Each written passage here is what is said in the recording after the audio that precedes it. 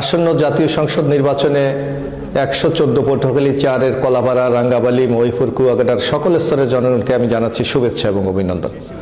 আপনারা জানেন আগামী দিনে যে নির্বাচন অনুষ্ঠিত হতে যাচ্ছে সেই নির্বাচনে আপনারা ভোটের মাধ্যমে আপনারা প্রতিনিধি নির্বাচিত করবেন, অর্থাৎ আপনাদের এমপি নির্বাচিত হবে। সেই নির্বাচনে আমি বাংলাদেশ জাতীয়তাবাদী দলের পক্ষ থেকে একজন প্রার্থী। আগামী নির্বাচনে যদি আপনারা আমার উপর আস্থা রাখেন, বিএনপির উপর আস্থা রাখেন, ধানের শীষের উপরে আস্থা রাখেন, তাহলে আমরা কলাপাড়া, রাঙ্গাবালী, এই পটুয়াখালী 4 এলাকায় একটি উন্নত, নিরাপদ, সম্ভাবনায় ভবিষ্যৎ গড়ে তোলার জন্য আপনাদের কাছে আমরা প্রতিশ্রুতি দিচ্ছি।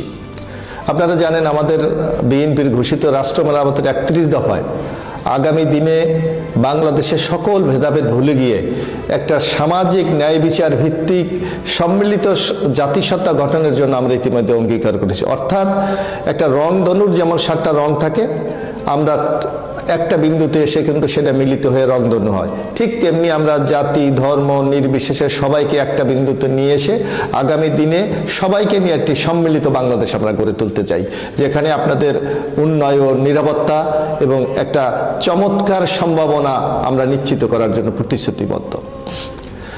আর আমরা এই যে উন্নত বাংলাদেশ গড়ে তুলতে চাই, একটা উন্নত পটুয়াখালী 4, কলাপাড়া, রাঙ্গাবালী গড়ে তুলতে চাই, যার জন্য সবচেয়ে বেশি প্রয়োজন হবে আপনাদের মতামত, আপনাদের সহযোগিতা এবং আপনাদের সমর্থন। আমরা মনে করি আপনারা যদি আমাদেরকে সমর্থন দেন, সহযোগিতা করেন, আপনাদের উপদেশগুলি যদি আমাদেরকে শেয়ার করেন, তাহলে আমরা আশা করি সকলে মিলে আমরা একটা কাঙ্ক্ষিত পটুয়াখালী 4 আমরা বিনির্মাণ করতে পারব।